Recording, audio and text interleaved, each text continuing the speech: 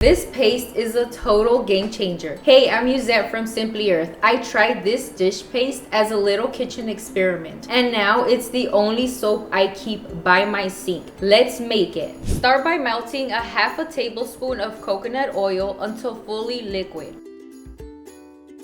While wearing a face mask, add 1.5 teaspoons of SCI Powder to the warm oil and stir gently. The mixture will start to thicken.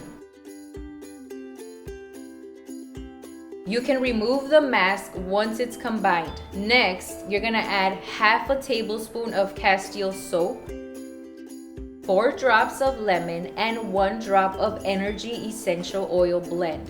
Then you're gonna add just enough water to get a scoopable paste. Start with a 1/4 teaspoon and adjust if needed. If you want a longer shelf life, add 5 drops of the Geogard ECT. Stir thoroughly, then transfer to a 1-ounce jar. Label and seal. To use, you're gonna scoop a small amount onto a sponge or dish brush. Lather and wash as usual.